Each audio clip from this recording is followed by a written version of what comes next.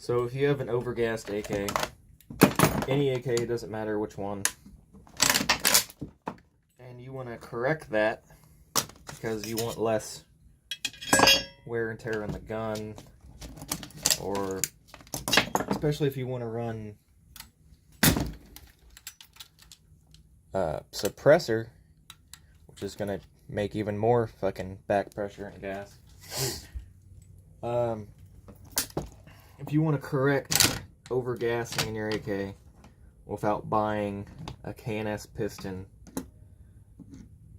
what you can do is take your piston head and drill out a small portion at a time. The more material you take out of here, the more gas is needed before this starts moving backwards.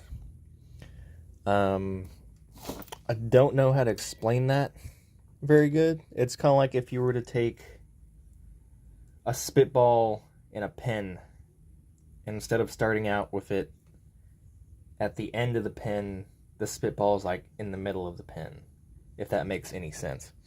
But it does work. This thing was ejecting like, I don't even know, 35 yards, almost 40 yards, which is pretty ridiculous even for AKs, but now I have it to where it's getting towards like 20 yards.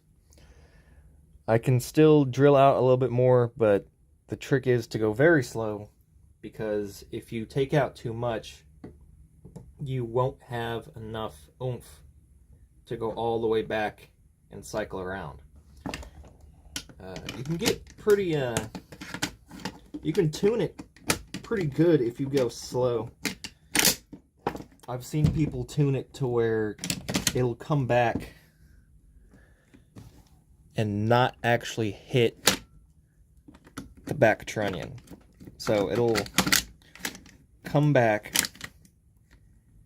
with just enough force to stop right before it hits, and you have that recoil impulse of it hitting the back.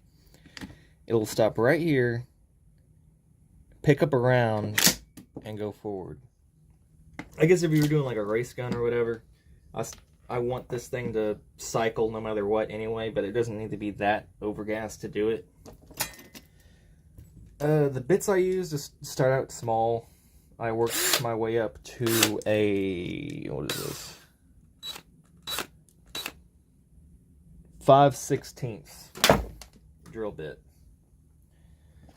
I've also done the same thing on my Micro Draco, which I'll show you in a second. It looks a little bit nicer, but I had to go a lot deeper to achieve anything with that.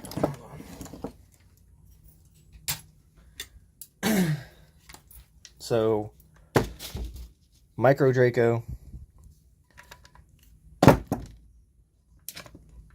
definitely overgassed because the piston is a lot shorter.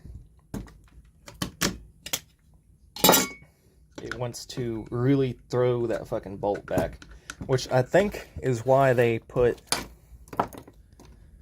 this little plastic spacer in here to kind of prevent it beating the shit out of the back trunnion. My goal with this is to actually use the suppressor, the PBS1 on here,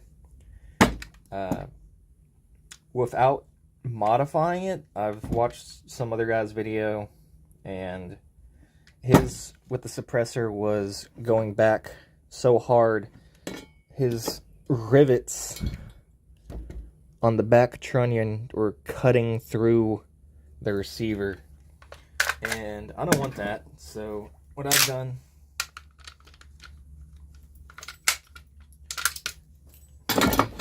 is the same thing, but significantly more. Big gaping hole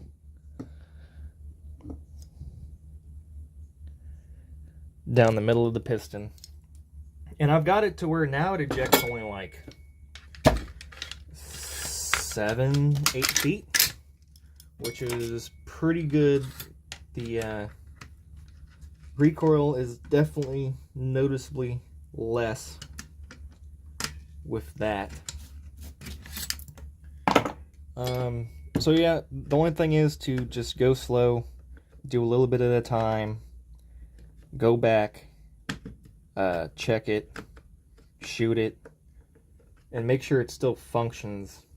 You definitely don't want to do too much, because then what you would have to do is like refill that cavity. I guess you could thread it. I suppose thread it and put a screw or like the exact same size like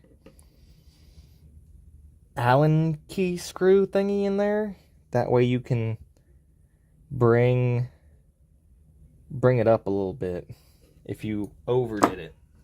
But you shouldn't overdo it if you just go slow. Is it better than the K&S piston? No. Is my AK very fucking dirty? Yes. Does it work? Yes. Can you fuck it up? Yes. Am I going to do this to all my AKs? Yeah, I'm not buying a adjustable piston, to be honest. On the Draco, I've noticed that it's still... I got it like right on the edge, really, of that, like, it's ejecting like 7 feet away. So I don't know if I want to keep it that way or drill it out more for the suppressor. I don't know. I'll figure that out at some other time. But yeah, that's pretty much it. Never know how to end a fucking video.